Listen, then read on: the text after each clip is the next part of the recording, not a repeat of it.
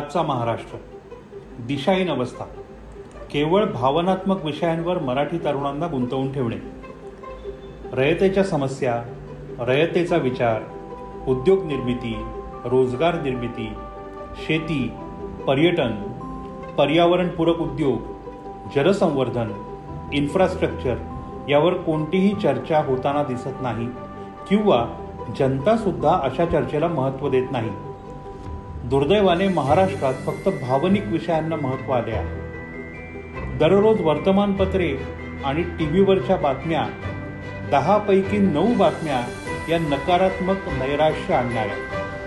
कोण कोणाला काय म्हणाले, कोणी कोणावर टीका केली, कोणी कोणाला शिव्या घातल्या. मी काय केले हे महत्त्वाचे नाही, तर तुम्ही कसे चुकीचे आहात हे महत्त्वाचे आहे. ही परिस्थिती बदलायला हवी.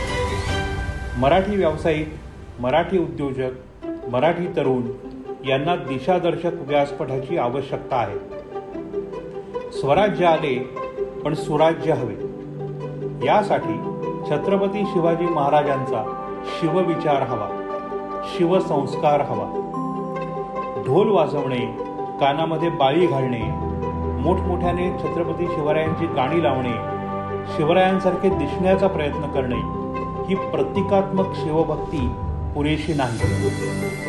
हा शिवरायांचा महाराष्ट्र आहे. मागील 1000 वर्षे देशावर गुलामगिरी होती. काही लाख तुर्की, मंगोल, इराणी आणि अफगाणी जंगली लोकांनी भारतातल्या फितुरांना सोबत घेऊन देशावर राज्य केले.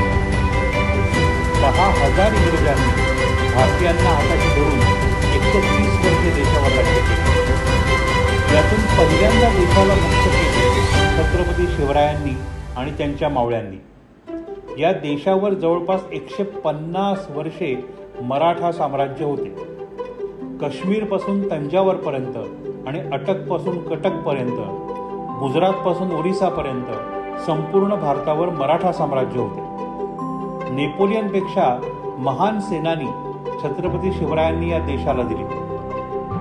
छत्रपती संभाजी महाराज, सरसेनापती संताजीराव घोरपडे, महापराक्रमी पेशवे पहिले बाजीराव, संत सेनानी महदजी शिंदे, महान योद्धा यशवंतराव होळकर हे मराठा साम्राज्यातील 5 सेनानी अजिंक्य होते. हे कधीच कोणती लढाई हरले नाही. महापराक्रमी ताराराणी साहेब, धनाजी जाधव, मल्हारराव होळकर, नानासाहेब पेशवे, रघुजी भोसले, कान्होजी आंग्रे, नाना फडणवीस असे असंख्य व्यक्तिमत्व या महाराष्ट्राने देशाला दिले. यामुळेच देव, देश आणि धर्म सुरक्षित राहिला. पुण्यश्लोक अहिल्यादेवी होळकर यांचे योगदान कोणीच विसरू शकणार नाही. देशातील जवळपास सर्व प्रमुख मंदिरे यांच्या मशिदी झाल्या होत्या. त्यावेळी मंदिरे पुन्हा बांधण्याचे काम एका महाराष्ट्रातील राणीने केले. रामेश्वर, त्र्यंबकेश्वर, 12 ज्योतिर्लिंगांपासून काशी विश्वनाथापर्यंत सर्व प्रमुख मंदिरे, अगदी जगन्नाथाचे मंदिर सुद्धा छत्रपती शिवरायांच्या शिलेदारांनी बांधले.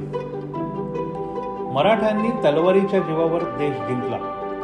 मराठा हा शब्द केवळ जातीपुरता नाही, तर सर्व 18 पगड जातींना सोबत घेऊन महाराष्ट्राने संपूर्ण देशावर 150 वर्ष सत्ता निर्माण केली.